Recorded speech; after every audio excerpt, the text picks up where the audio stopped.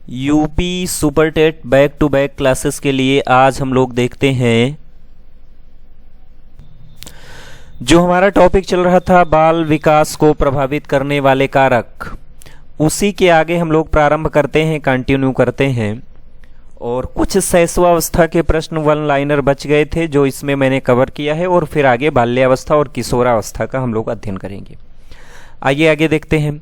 यहाँ दिया है मनोवैज्ञानिकों के अनुसार बालक को 5 वर्ष में विद्यालय भेजना चाहिए। मनोवैज्ञानिकों के अनुसार, जो बाल मनोवैज्ञानिक थे उनके अनुसार अगर हम किसी बालक को विद्यालय भेज रहे हैं तो उसकी आयु कितनी होनी चाहिए? 5 वर्ष होनी चाहिए। सामान्य बालक किस आयु में ध्वनि का उच्चारण करना शुरू कर देता है? तो सामान्य बालक 9 से 15 माह में ध्वनि का उच्चारण करना शुरू कर देता है। जन्म के समय बालक का संवेगात्मक विकास उत्तेजनापूर्ण होता है तथा शिशु के मस्तिष्क का भार 500 ग्राम होता है। शिशु के मस्तिष्क का ग्राम कितना होता है? 500 ग्राम। मस्तिष्क का भार कितना होता है? 500 ग्राम। समावेशी शिक्षा के अंतर्गत एक सामान्य छात्र और एक दिव्यांग छात्र को एक साथ शिक्षा प्रदान या प्राप्त करने का अवसर मिलता है। तो इस प्रकार की शिक्षा को क्या कहते हैं? समावेशी शिक्षा, जिसमें एक दिव्यांग बालक हो और एक सामान्य बालक हो, ऐसी शिक्षा समावेशी शिक्षा कहलाती है। आगे देखिए, समावेशी शिक्षा के द्वारा एक सामान्य छात्र और एक दिव्यांग छात्र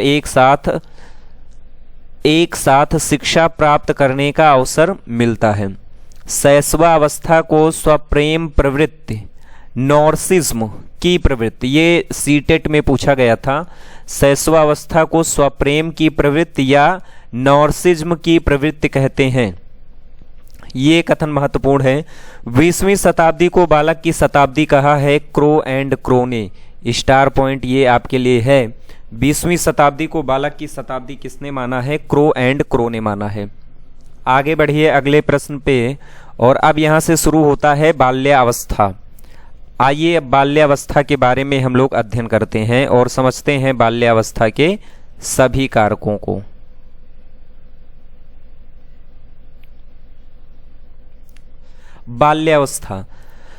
बाल्यावस्था की आयु 6 से 12 वर्ष की होती है। कितनी से? 6 से 12 वर्ष की जो आयु होगी उसे हम लोग कहेंगे बाल्यावस्था। इसे समूह की आयु, ये पॉइंट ध्यान देना, इसे समूह की आयु, स्कूल जाने की आयु, चुस्ती की आयु तथा गंदी आयु कहते हैं। इसे समूह की आयु, स्कूल जाने की आयु, चुस्ती की आयु तथा गंदी आयु कहते हैं। 10 से 12 वर्ष की आयु क्या कहलाती है? परिपाक काल या संचय काल कहलाता है। 9 से 6 वर्ष की आयु पूर्ण बाल्यावस्था कहलाती है, पूर्व बाल्यावस्था। और 10 से 12 वर्ष की आयु उत्तर बाल्यावस्था कहलाती है। अगले वन लाइनर प्रश्नों पे बढ़ते हैं।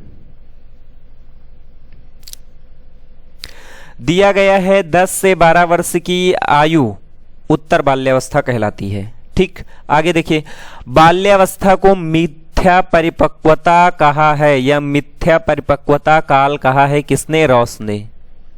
महत्वपूर्ण पॉइंट है आपके लिए। बाल्यावस्था को मिथ्या परिपक्वता काल किसने कहा है? रॉस ने कहा है। कॉल तथा ब्रूस ने इस अवस्था को संवेगात्मक विकास का अनोखा काल कहा है। कॉल और ब्रूस ने बाल्यावस्था को संवेगात्मक विकास का अनोखा काल कहा है।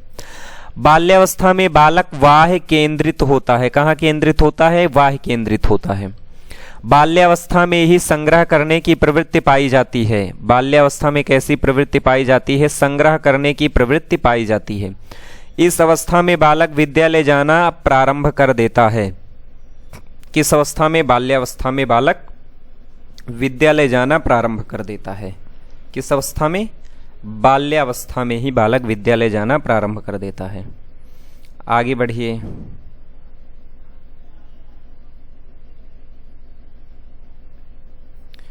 आगे देखिए, क्रिया एवं खेल पर आधारित शिक्षा विधि है तो ऐसी शिक्षा विधि को कहते हैं मॉन्टेसरी शिक्षण विधि, क्रिया एवं खेल पर आधारित है।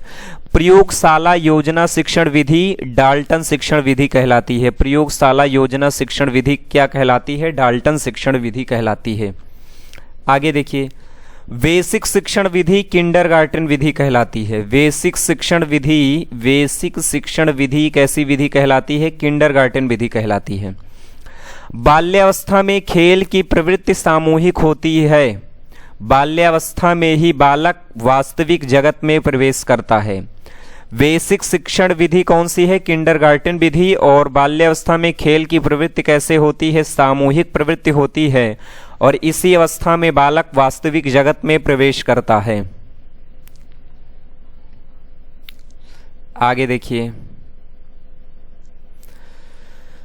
दिया गया है बाल्यावस्था संवेगात्मक विकास का अनोखा काल है। ये पॉइंट ध्यान रखिएगा। बाल्यावस्था संवेगात्मक विकास का अनोखा काल है। बाल्यावस्था में बालक समवयस्क समलिंगियों से संपर्क करता है। समवयस्क और समलिंगी एक ही जैसे, मतलब बालक बालक के साथ में, बालिका बालिका के साथ में, और समलिंगी या दोनों एक साथ में भी खेलते हैं, लेकिन ये इसमें इतनी ज़्यादा प्रवृत्ति नहीं होती है और लिंग विभेदन की। आगे देखिए, बाल्यावस्था में मानसिक विकास बहुत तीव्र होता है। ये पॉइंट याद रखेंगे। बाल्यावस्था में मानसिक विकास बहुत तीव्र गति से होता है। बाल्यावस्था की प्रमुख मनोवैज्ञानिक विशेषता सामूहिक भावना होती है। बाल्यावस्था की सबसे बड़ी विशेषता क्या है? सामूहिक भावना होती है।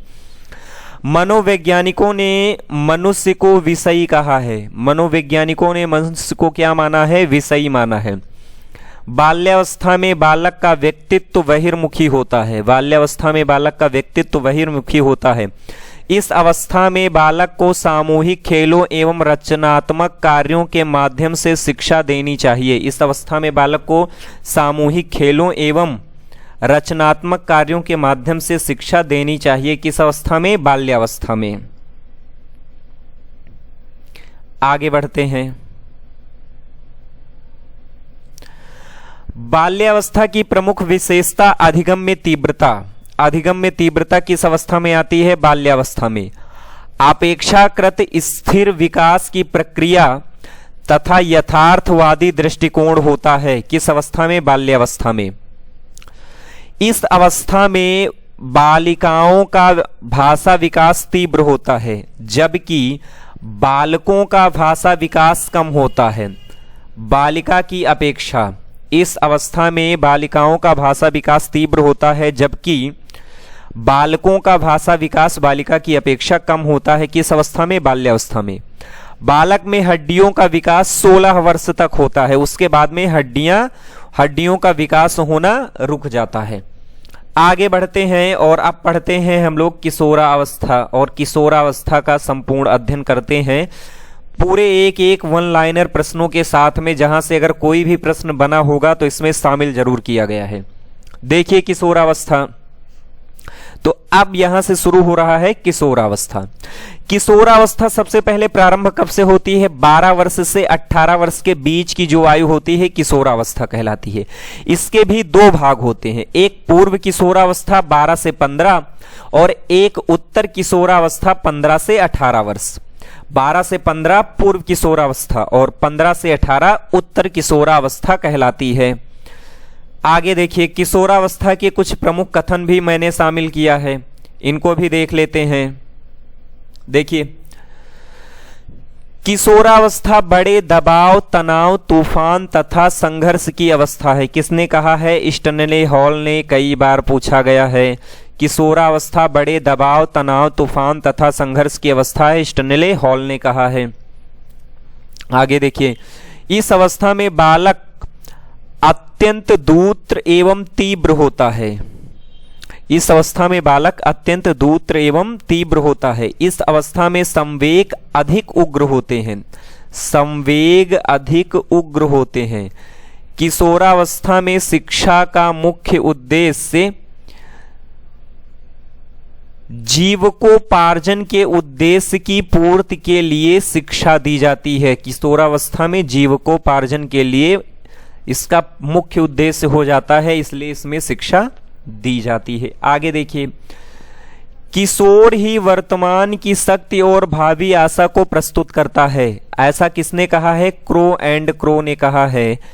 महत्वपूर्ण प्रश्न ये कथन बन जाता है, किशोर ही वर्तमान की शक्ति और भावी जीवन की आशा को प्रस्तुत करता है। किसने कहा है? ये कथन है क्रो एंड क्रो महोदय का। आगे बढ़ते हैं और अब इस वीडियो के लास्ट पार्टों का अध्ययन हम लोग करते हैं। थोड़ा सा इसको स्लाइड को नीचे कर देते हैं। हाँ, यहां से देखिए, इस बात पर कोई मतभेद नहीं हो सकता कि किशोरावस्था जीवन का सबसे कठिन काल है। किलपैट्रिक के अनुसार स्टार पॉइंट है, कई बार आप प्रैक्टिस सेट भी जो लगाते होंगे इस पे, उसमें आपको मिल सकता है ये। इस बात पर कोई मतभेद नहीं कि किशोरावस्था जीवन का सबसे कठिन काल है किलपैट्रिक के अनुसार। किशोरावस्था को अंग्रेजी में एडोलसेंस कहते हैं। यहां देखेंगे, किशोरावस्था को अंग्रेजी में क्या कहते हैं? एडोलसेंस कहते हैं। इसी अवस्था में बालक के शारीरिक, मानसिक और संवेगात्मक विकास पूर्ण हो जाता है।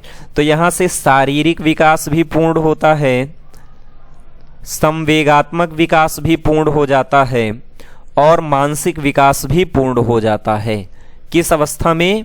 तो ये अवस्था है किशोरा अवस्था। कौन सी अवस्था? किशोरा अवस्था में ये सब पूर्ण हो जाते हैं। तो यहाँ पे ये लेक्चर समाप्त होता है। अभी बाल विकास को प्रभावित करने वाले कारक में कुछ पॉइंट बचे हुए हैं, जिनको हम लोग 1 से 2 वीडियो में समाप्त कर लेंगे। उसके बाद में फिर नेक्स्ट टॉपिक का अध्ययन करेंगे। और सुपर टेट में बाल मनोविज्ञान के जितने भी तीनों पार्ट हैं, शिक्षण अधिगम, बाल मनोविज्ञान और जीवन अभिवृत्ति, तीनों को मैं इसी पार्ट में संकलित करूंगा। और बाल विकास से मैंने शुरू किया है, यहीं से हम लोग करेंगे। इसके अलावा हम लोग करवा रहे हैं 180 प्लस प्रश्नों का MCQ, और ये है किसके लिए? ये है हिंदी का है ये। और हिंदी में हिंदी भाषा का विकास और क्षेत्र, तो इसके 5 से 6 पार्ट हम लोग कंप्लीट कर चुके हैं। यहां से प्रश्न आप करेंगे, सेम टू सेम पेपर में फंसेंगे। कुछ का पेपर आज था, आज पेट का पेपर था, तो पेट के पेपर में मैंने देखा कि जो मैंने 6 वीडियो करवाए हैं वहां से कम 20 प्रश्न फंसे हैं सीधे सीधे सभी शिफ्टों में। किसी शिफ्ट में 4, किसी में 2, किसी में 3, किसी में 5, इस तरीके से मैंने काउंट किया, तो लगभग 20 प्रश्न सेम टू सेम वहीं से आ गए हैं। तो ये वीडियो आप जरूर देखिए, क्योंकि हिंदी भी आपके लिए महत्वपूर्ण है 20 अंकों के लिए। फिलहाल इस वीडियो को यहीं पे रोकते हैं, मिलते हैं अगली वीडियो में। तब तक के लिए धन्यवाद। जय हिंद।